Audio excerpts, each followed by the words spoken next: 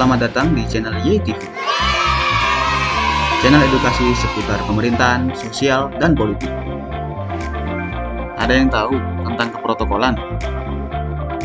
Mau tahu? Simak dan tonton sampai habis ya. Eits, sebelum melanjutkan, subscribe dan like channel YouTube ini supaya dapat terus berkontribusi memberikan pengetahuan untuk sobat semuanya.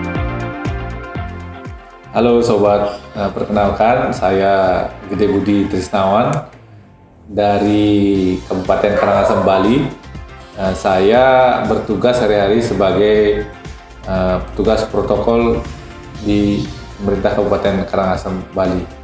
Nah, jadi di era pandemi saat ini mungkin kata protokol itu lagi ngetren ya. Di mana-mana orangnya bilang prokes, protokol kesehatan COVID-19. Makanya saya sebagai protokol yang merasa naik daun juga ya, karena sering-sering disebut protokol kesehatan ya. Tapi kira-kira mungkin nggak semua orang tahu sih sebenarnya apa sih sebenarnya protokol itu. Secara umum sih mungkin pemahaman protokol kesehatan dengan keseharian saya sebagai seorang protokol itu secara makna ada kesamaannya, yaitu sama seperti arti protokol kesehatan adalah seperangkat aturan atau tata cara bertingkah laku masyarakat agar dia bisa melaksanakan aktivitas secara aman sehingga terhindar dari virus COVID-19. Makanya dikenal protokol COVID-19, yaitu seperangkat aturan atau tata cara yang harus dilakukan. Sama halnya dengan protokol dalam artian yaitu sehari-harinya saya sebagai seorang protokol itu mengenai bagaimana menerapkan aturan atau tata cara untuk mengatur suatu acara, memposisikan seseorang dalam suatu acara sesuai dengan tingkat dan kedudukannya. Jadi secara umum pengertian protokol di protokol COVID yang lagi ngetren ini dengan protokol di pemerintahan seperti yang diatur dengan Undang-Undang 9/2010 tentang keprotokolan itu ada kesamaannya. Jadi selanjutnya yang akan saya jelaskan yaitu mengenai protokol di pemerintahan ini ya, bukan protokol COVID karena itu bidangnya bidang kesehatan, jauh dari dunia saya sehari-hari. Apa sih keprotokolan itu? Nah, jadi teman-teman, secara normatif keprotokolan itu sesuai dengan Undang-Undang Nomor 9 Tahun 2010 tentang keprotokolan. Keprotokolan artinya serangkaian kegiatan yang berkaitan dengan aturan atau acara kenegaraan atau upacara resmi yang meliputi 3 hal pokok, yaitu tata tempat, tata upacara, dan tata penghormatan. Jadi tata tempat atau upacara tata penghormatan ini adalah sebagai bentuk penghormatan pada seseorang sesuai dengan jabatannya atau kedudukannya dalam negara maupun pemerintahan. Itu pengertian dasar keprotokolan secara normatif sesuai undang-undang. Nah, jadi rekan-rekan yang berkecimpung di dunia pemerintahan mungkin udah sering banget mendengar protokol atau keprotokolan itu kan. Kadang-kadang saya ngerasa, protokol itu yang bikin ribet. Mau begini harus diatur, begitu harus diatur. Mau menghadap bupati harus ada aturannya. Ini pokoknya biasanya cenderung orang-orang di pemerintahan itu menganggap protokol itu ribet. Nah, sebenarnya apa sih tujuan dari protokol itu? Secara umum ada 3 tujuan dari protokol ataupun keprotokolan. Yang pertama yaitu untuk memberikan penghormatan atau penghargaan kepada seseorang, baik itu pejabat negara, pejabat pemerintahan, konsulat, kemudian tokoh masyarakat. Jadi memberikan penghormatan sesuai dengan kedudukannya. Jadi siapa yang patut paling dihormati. Ini tentunya dalam acara resmi. Nah, kemudian yang kedua, tujuan dari keprotokolan adalah untuk memberikan pedoman. Jadi dalam suatu acara ada suatu pedoman sehingga jalannya acara itu bisa teratur, rapi, dan tentu juga ada unsur menariknya, ada unsur seninya di sana. Tidak hanya sebatas rapi, tertib, lancar, bagaimana kesan dari acara itu indah.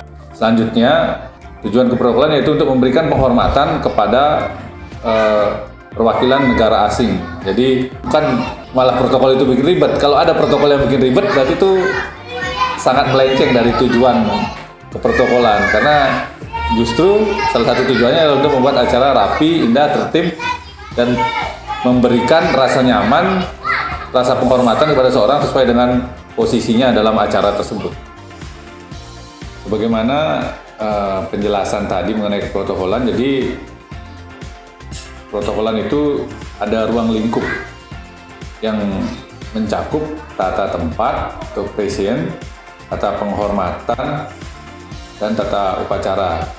Jadi 3 hal inilah yang perlu kita pahami sehingga kita betul-betul paham tentang keprotokolan itu sendiri. Yang nomor 1 yang tata tempat adalah bagaimana protokol itu bisa menempatkan seseorang sesuai dengan posisinya. Jadi misalnya dalam suatu acara resmi di pemerintahan, ini diatur dalam Undang-Undang Keprotokolan Undang-Undang 9 2010. Jadi di sana ada urutan-urutannya. Jadi yang pertama atau yang kita anggap paling dihormati, ini terlepas dari adanya nanti undangan provinsi ya. Ini kalau acaranya murni di kabupaten, yang pertama yaitu bupati, wali kota, kemudian wakil bupati, wakil wali kota. Di posisi selanjutnya ada para mantan bupati, mantan wakil bupati, begitu juga mantan wali kota, mantan wakil wali kota. Baru di bawahnya itu ada ketua DPRD kabupaten kota, selanjutnya ada wakil ketua DPRD, dan di bawahnya itu ada sekretaris daerah, komandan Kodim, komandan polisian atau Kapolres, ada ketua pengadilan, ada pengadilan negeri, kalau di sana ada pengadilan agama, kejaksaan negeri. Jadi posisinya sebenarnya yang saya sebutkan tadi itu sekretaris daerah, komandan Kodim, Kapolres, kejaksaan, pengadilan, itu posisinya sejajar. Cuman dalam undang-undang karena disebutkan lebih awal sekretaris daerah, baru Dandim, makanya ketika duduk di posisi ini tentunya ada yang lebih sedikit diutamakan. Itu kita mengacu kembali ke Undang-Undang 9 2010. Nah, di bawahnya itu pimpinan parpol, anggota DPRD, kemudian ada asisten, staf ahli, termasuk juga penghargaan kepada tokoh agama, tokoh masyarakat itu posisinya berada di bawah anggota DPRD. Nah, cuma nanti mungkin yang lebih bisa dipahami ketika kita aplikasikan dalam suatu acara atau belajar dari praktek, itu akan lebih dipahami bagaimana aturan tata tempat ini bisa diaplikasikan. Kemudian juga kadang-kadang mengenai tata tempat ini ada pimpinan yang diundang, kemudian ada perwakilan yang menghadiri. Jadi bukan pejabat aslinya. Bagaimana memposisikannya itu? Apakah dianggap sama dengan aslinya atau bagaimana?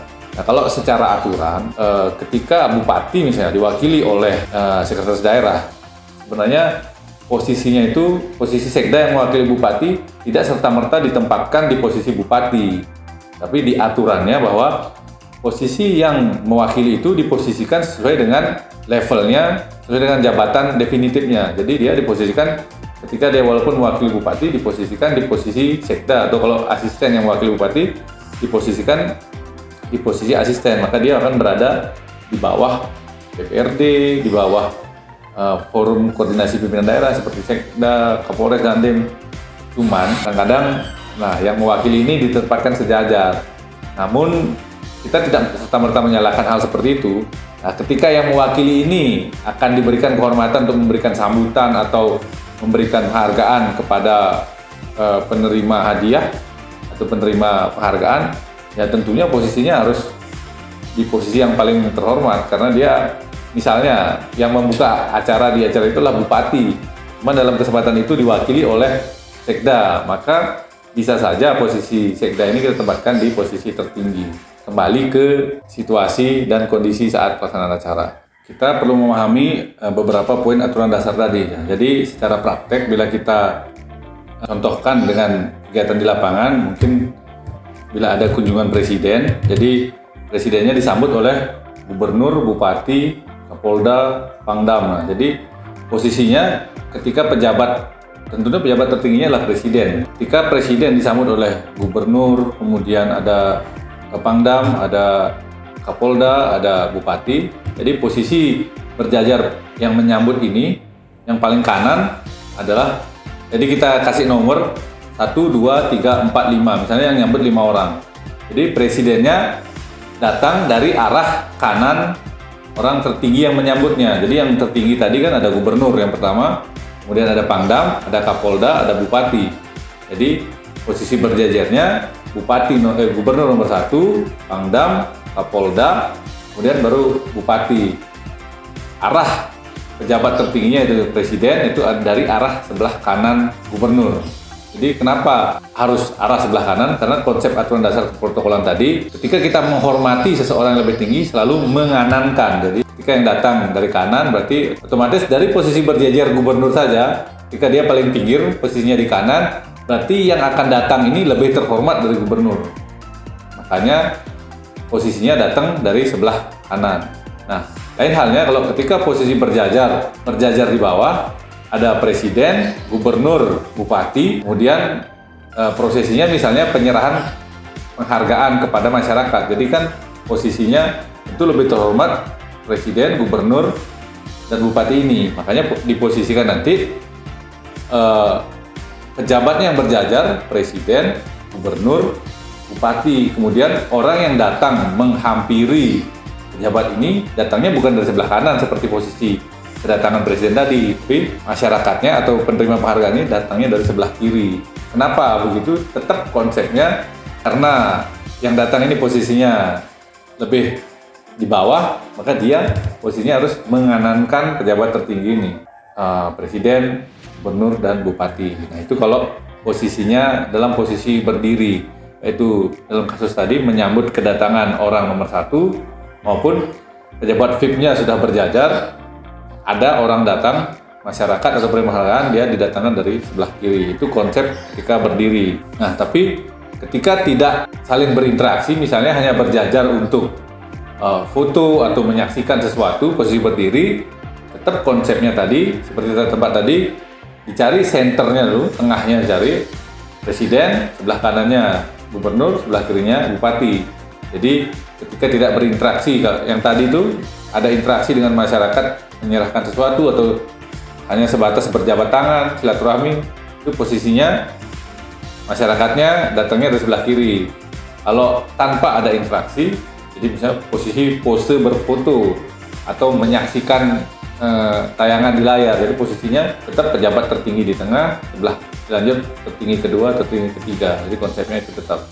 Nah, kemudian di konsep-konsep indoor ini di dalam rapat ataupun seremonial acara tertentu, dalam rapat ini desain ruang rapatnya, mejanya bentuk letter U.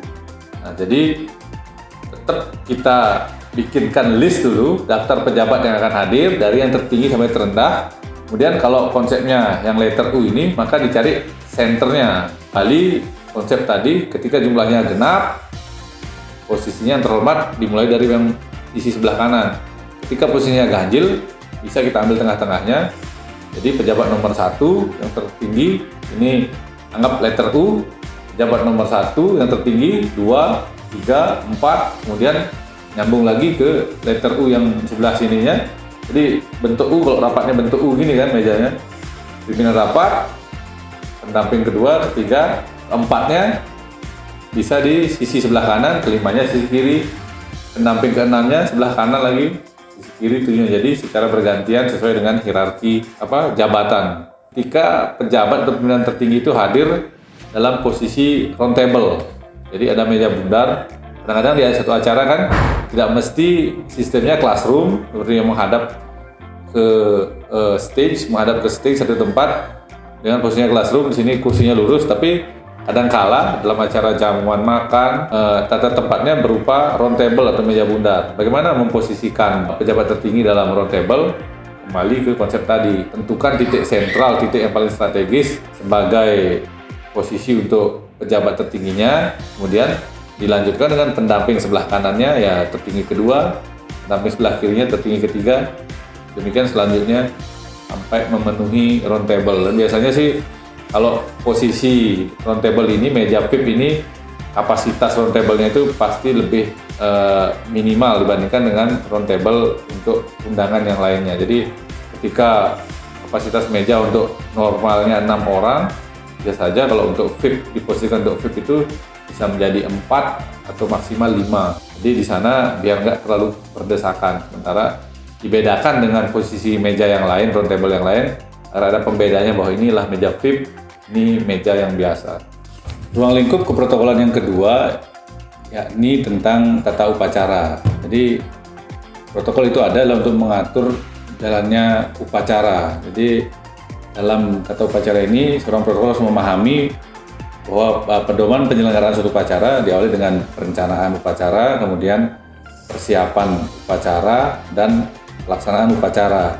Di dalam perencanaan, apa-apa saja yang perlu dipersiapkan, kemudian siapa saja yang terlibat, serta berbuat apa, tempat upacara, kapan, nah misalnya mungkin upacara 17-an, kemudian upacara hari jadi satu kabupaten atau provinsi, maupun hari-hari besar nasional lainnya. Untuk persiapan setelah perencanaan upacara, tentu ada persiapan yang perlu dipersiapkan, yaitu mengenai menyusun, kalau kita biasa nyebut RENUP, rencana upacara. Jadi di dalam rencana upacara itu secara detail kita susun perangkat upacara apa, kelengkapan upacara seperti bendera, kemudian mimbar, kemudian sound system, serta dekorasi-dekorasi taman lainnya. Kemudian di pelaksanaan upacara, jadi di setiap upacara seperti halnya suatu acara, ada pembukaan, acara pokok, dan penutup. Jadi itu yang perlu kita pahami sebagai seorang protokol. Nah, di tata upacara ini, sebagai seorang protokol kita harus memahami, ada membedakan tata upacara sipil dan tata upacara militer, TUM atau TUS. Nah, tapi kalau menurut Undang-Undang 9/2010 ini tidak ada lagi perbedaan istilah antara TUM dengan TUS ini. Jadi kita kenalnya tata upacara menurut Undang-Undang 9/2010 tentang keprotokolan. Jadi itu berlaku secara nasional ya. Penyebutan untuk komandan upacara, perwira upacara, kemudian inspektur upacara itu tidak ada lagi dibedakan, ada pembina. Kalau dulu kan yang sipil ada pembina upacara. Nah, kalau sekarang dengan Undang-Undang 9/2010 ini, terutamanya di sipil ya, kalau di militer mungkin punya ketentuan sendiri. Di sipil itu tidak ada lagi istilah ketika upacara di daerah perangkatnya menggunakan TNI baru kita menggunakan upacara militer, nggak ada. Jadi tetap penyebutannya upacara-upacara tingkat kabupaten yang tertinggi inspektur, kemudian perwira upacara, komandan upacara, dan komandan kompi, begitu juga perangkat-perangkat selanjutnya. Masuk ke ruang lingkup yang ketiga, tadi setelah tata tempat, tata upacara, yang ketiga yaitu tata penghormatan. Jadi yang maksud dengan tata penghormatan yaitu sikap atau perlakuan yang bersifat protokoler yang diberikan kepada seseorang dalam acara resmi atau acara kenegaraan sesuai dengan jabatan atau kedudukannya dalam negara, pemerintahan, maupun masyarakat. Jadi supaya definisi ini lebih real, lebih konkret, saya contohkan bahwa yang maksud dengan tata penghormatan adalah bagaimana seseorang, kembali hubungannya tadi dengan tata tempat, seorang diposisikan, kalau dia memang kedudukannya paling tinggi, diberikan penghormatan dengan diposisikan di tempat yang paling terhormat. Itu tempat yang kita anggap paling terhormat dalam keprotokolan itu tempat center atau tengah-tengah, atau enggak ketika itu bukan tidak bisa diambil di tengahnya, tempat yang paling di kanan, sebelah kanan adalah yang lebih terhormat dari kirinya. Jadi itu salah satu bentuk tata penghormatan. Kemudian juga ada tata penghormatan, nah seperti salam kebangsaan. Jadi ketika presiden memasuki tempat acara, hadirin dimohon berdiri, kemudian dikumandangkan Indonesia Raya. Itu salah satu bentuk pemberian tata penghormatan kepada presiden. Jadi itu yang biasa kita kenal dalam acara-acara kenegaraan, acara kepresidenan itu ada salam kebangsaan. Jadi presiden memasuki ruangan, hadirin berdiri, dikumandangkan lagu Indonesia Raya. Itulah salah satu bentuk tata penghormatan. Kemudian hal yang lebih konkret juga bisa kita lihat, tata penghormatan itu diberikan ketika, contohnya ketika ada pejabat negara atau pejabat pemerintahan, mungkin presiden, wakil presiden, mantan wakil presiden meninggal dunia. Nah, di sana ada dikibarkan bendera setengah tiang. Itu merupakan salah satu bentuk tata penghormatan yang diberikan kepada pejabat negara atau karena kedudukannya dalam satu negara pemerintahan. Selanjutnya juga penghormatan dengan menggunakan bendera. Nah, salah satu contoh realnya itu ketika ada konferensi misalnya, Jadi di atas meja pejabat tertinggi itu yang mewakili suatu negara ada lambang bendera negaranya. Jadi mungkin kita lihat di pertemuan tingkat kepala negara ada di mejanya ada bendera. Kalau Indonesia mewakili Indonesia ada bendera Indonesianya. Nah, kemudian juga pada kendaraan juga bisa kita lihat kalau kendaraan pejabat negara biasanya di menjelang-jelang acara kenegaraan 17 Agustus mobil-mobil bupati, gubernur, atau presiden ada dipasang bendera merah putih di bagian depannya. Nah, itu juga merupakan salah satu bentuk tata penghormatan. Nah, kalau untuk dubes-dubes di sana juga ada diberikan penghormatan. Jadi dengan tanda pemberian bendera di sebelah sisi kiri mobilnya dipasangi tiang bendera sesuai dengan bendera negara yang dia wakili. Itu mungkin tentang tata penghormatan. Jadi sudah komplit ya ruang lingkup dari keprotokolan itu mencakup tata tempat, tata upacara, dan tata penghormatan. Dan stressing atau penekanan yang paling sering kita aplikasikan di lapangan itu tentang tata tempat. Nah, setelah memahami definisi atau pemahaman dasar mengenai protokol, nah seberapa penting sih protokol itu? Dari makna yang tadi bahwa protokol bisa dipahami sebagai suatu etalase terdepan dari institusi pemerintah. Jadi protokol ini bisa menentukan kewibawaan institusi atau pimpinan yang dilayani.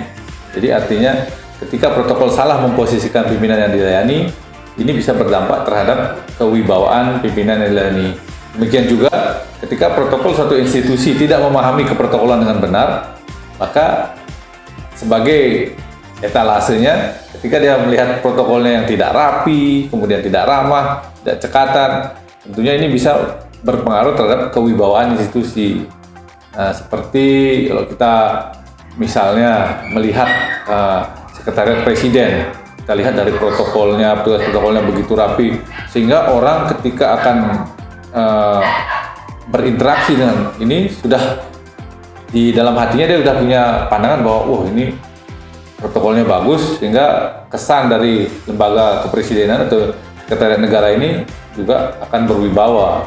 Itulah peran penting protokol. Nah, ada juga satu kasus bahwa ketika kenapa protokol itu penting? Ketika protokol itu tidak berjalan dengan bagus, seperti kasus di satu tempat, seorang protokol salah memposisikan atasannya. Jadi ketika atasannya paham tentang keprotokolan, sementara staf protokolnya memposisikannya salah, pasti dia akan komplain.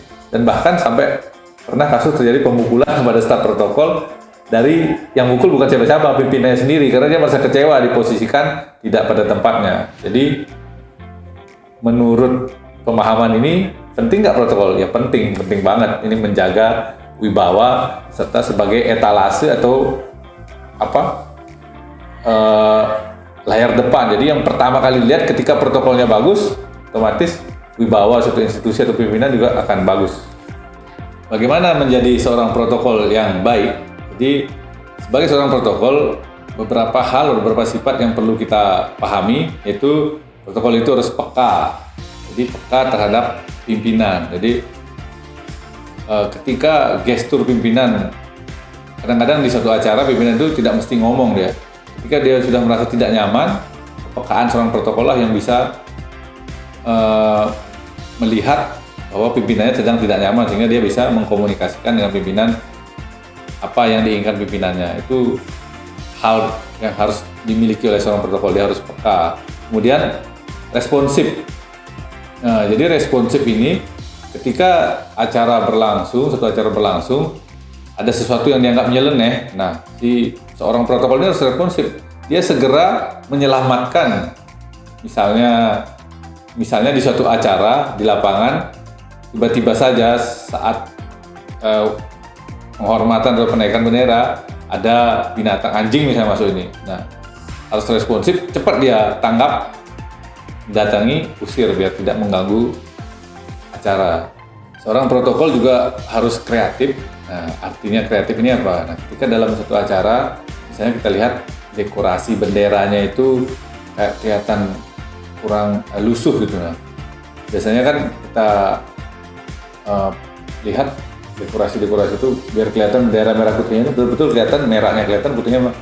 Apa yang kita gunakan untuk ngakalin itu biar